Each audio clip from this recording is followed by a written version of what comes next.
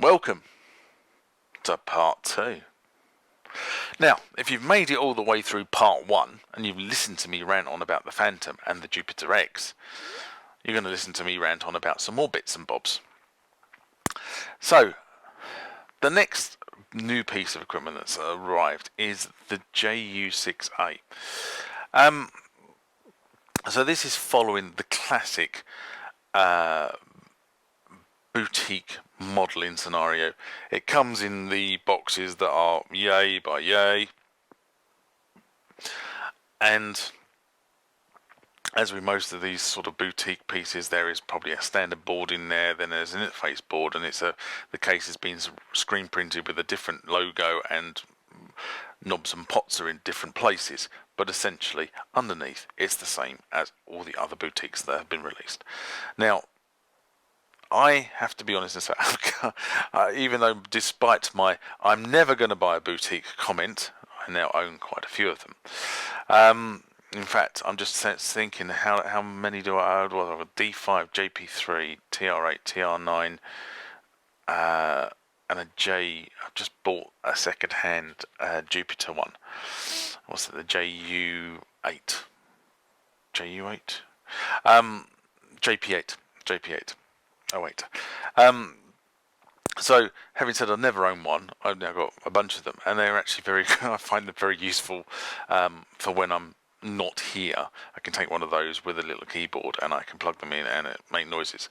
Still don't agree with the jack scenarios on it. I don't agree with the power scenarios on it. But if I'm looking for creating tones and recording stuff like that, they're actually very useful. So what's this 06A all about? Well, in actual fact, this is covering 2 synths. So if you get 2 for 1 with this, you get a Juno 60 and a Juno 106, and you have a little switchy that toggles between the two. What I'm not sure about though at the moment is whether you can play both the 60 and the 106 at the same time. I think from what I've seen, you either have it in 106 mode or you have it in 60 mode, but you can't have it in hybrid mode between the two. Oh well, whatever. So this one comes, this particular unit comes in about £350, which is sort of a bit sort of on the high end of the boutique range, but you know it's where the boutiques have all been sold at. And one of the things they make sort of quite a big deal about is they've recreated effectively the arpeggiator from the 60, along with the chord memory maker. So this sort of kind of sort of like brings you into that sort of whole chord arpeggiation stable that was very prominent on these sort of Juno synthesizers. Really interesting. I can't wait really to get down to the toy shop and actually give this one a go, because this actually might be one that actually gets the wallet out. But we shall see.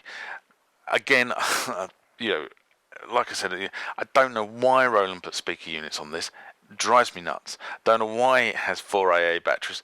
Drives me nuts. I think it actually cheapens the boutique range from what actually the boutique range is, and that is a incredibly good sound source for studio-based musicians, or even on even giggy musicians who don't have a lot of space. Now, one of the ways I do boutiques in my studio is I actually put the boutiques on a shelf and I roll them in and out on the shelf, but they're permanently plugged in. It's really useful, but they don't take up a lot of space. So you know, it's not like having to have a full-size TR-808 on a surface somewhere, or I do have a D50 out anyway, but it's not like having a full-size keyboard out either. You can just have them in a drawer and you just trigger them from another MIDI source. Very useful, and that's what I think the boutiques really are great for. They are, dare I say it, reimagined 19-inch rack units with a interface on the top of the rack instead of on the front of the rack. But that's effectively what I think a boutique is. You know, you rub it, you put it in the rack, you program it up, and you hit go, and it's fantastic for doing that.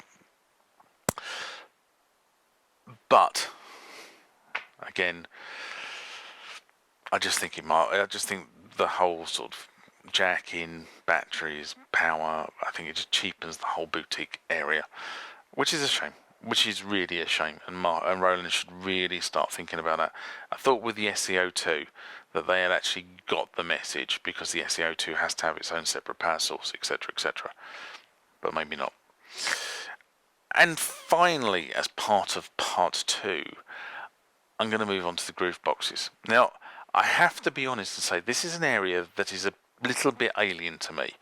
I did have an Ableton push unit for a while, and I quite liked it, but I couldn't get on with it. And in the end, I sort of got to the point where I thought, you know what, I'm just going to let somebody else have this. I'm going to put it on eBay and sell it on to somebody else, like I bought it on eBay, and let them have the fun of the unit, because I was struggling with it. And these groove boxes seem to be that Ableton push style idea, where you take a clip, you muck around with it, you put it into a memory location, and then you trigger it. Now, obviously, the interface is nowhere near the same as the push interface, but the conceptual ideas are very, very similar. And what's really interesting, actually, for those who don't know, but Isla Instruments are building at the moment something called the SP2400, and that is very similar to the whole concept behind the groove box. And guess what? There will be one of those here around Christmas with a little bit of luck.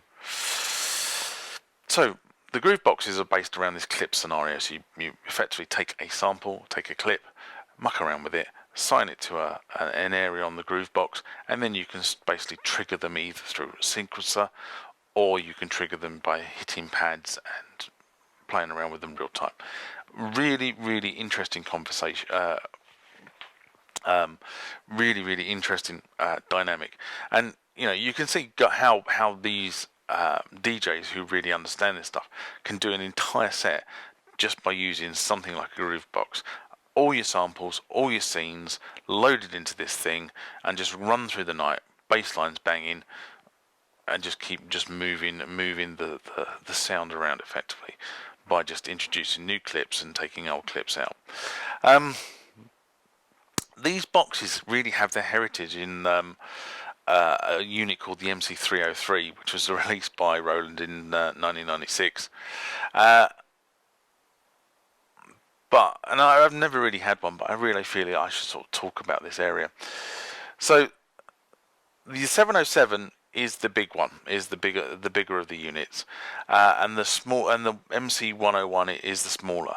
And the main difference is that the 707 is an 8-channel step sequencer, and the 101 is a 4. I keep saying 404. I don't know why I keep saying 404, because it's kind of half it, but it's not half it in the numbering. So unlike sort of saying, here's the 404 and the 808, which probably wouldn't work because of the 808 and the SP404, they've called it the 101 and the 707. Of course, the 707 is a big aeroplane that used to fly from America, by Boeing. And they pitch in at different price ranges, and basically the price is the 707 is double the 101. 101 comes in at 440, and the 707 comes in at 880. So I'm going to concentrate on the 707 because the functionality is pretty much similar between the two, apart from the fact that you don't have as many channels and as much to play with on the 101. But the 101 is sort of kind of aimed, I suppose, at the bedroom producer, and I think the sort of 707 is aimed at sort of the professional DJ sort of performer type market. So each one of the 8 tracks can be effectively signed one of 4 music types. It's either a drum track, a tone track, a looper track, and I said 4 tone types because the 4th one is called a composite track, which is a combination of the others 3, if you like. So the drum beat tracks are sort of step sequencer, acts effectively like a drum machine. So say where you want your kicks, say where you want snares, hi-hats, cymbals, cowbells, you name it, you can program it into the step sequencer, which is effectively the same as all the other step sequencer, 16 steps, 2-bar sequencer. Okay, so that's effectively what this is. And when it comes out of bat, what you get is 80 drum kits to choose from. So this thing comes preloaded, 80 drum kits, choose your drum kit, away you go. Fantastic. And I can see a lot of bedroom producers and live performers really getting on with this thing really, really well. The tone tracks are effectively playing melodies, but again, these can be stepped into the sequencer, but it's clip-based tones. It's not tone tones. You don't press a key per se. You can have it reconfigure themselves to produce an octave keyboard, and you can use the pads in that way, but it's not like a keyboard. It's sort of paddy, so you get 2 pads and 2 pads above, and then you get 2 pads together, and then 2, 3 pads. You sort of get the drift. It's not sort of offset with black and white keys like a keyboard would be, but I can see people getting used to using that, and effectively you can play the tone across the keyboard just like that if you wanted to, and record the sequence that you're playing. The other thing you can do is you can put it into something called chord mode, so you can effectively tell it what sort of chord you want to play, and then you hit basically the various keys on the pad, and it will play the appropriate chord that you assign to that particular key on the pad. So again, playback chords, individual pads, 3,000 tones shipped with this thing on launch. That's going to take somebody a few weeks to actually knock out at least, 4 or 5, top 40 dance tracks, isn't it? Then we come to the looper tracks. Okay, and the looper tracks are audio files that you effectively are loading into the unit. So a WAV file, take the WAV file in, you can concatenate it, you can reverse it, you can chop it, you can do numerous things with this thing. Once you find what you want, you can then beat match it. So if it has a beat in it, you can actually beat match it with what's going on the unit at the time, resync it, and away you go. So all of a sudden, when you hit that trigger, it's going to trigger on the beat, and it's going to play for a given length, and then it will stop, and then you trigger again. So you can put that into the sequencer.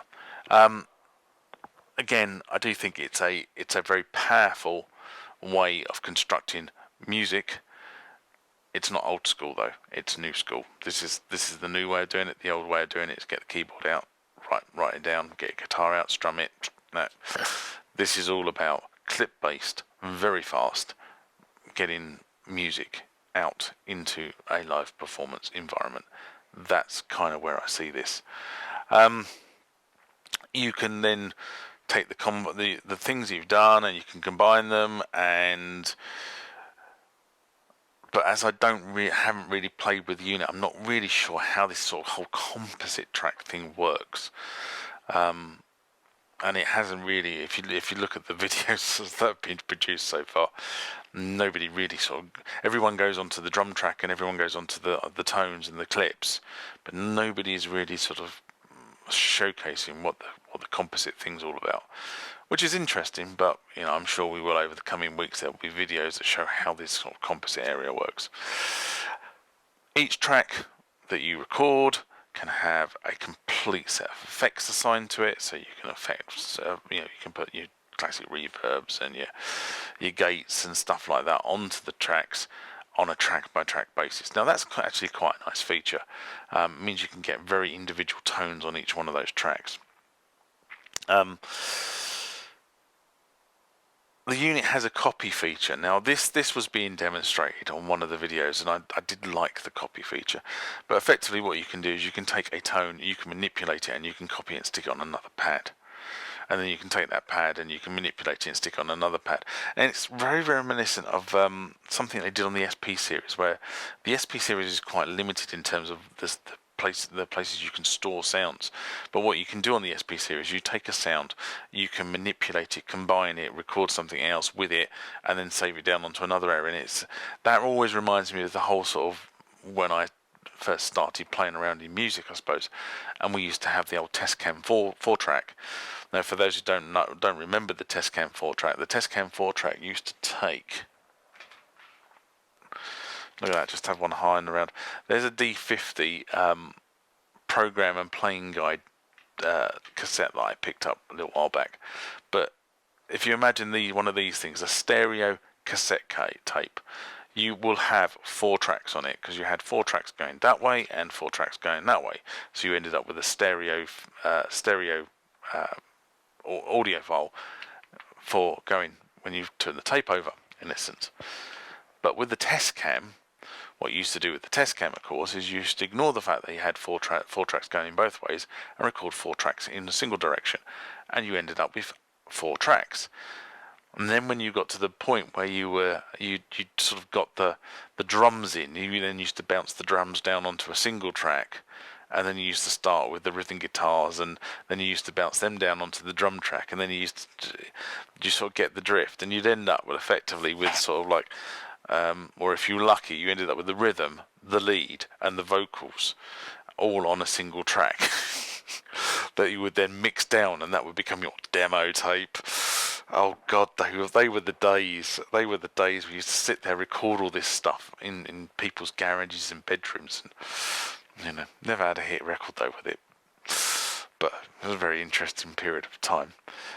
Definitely better than the period of time I'm having at the moment, and that's a different story. So again, step sequence, a 16 step design. Looks exactly like all the other Roland step sequences that have been issued in recent years. Not really going to handle that.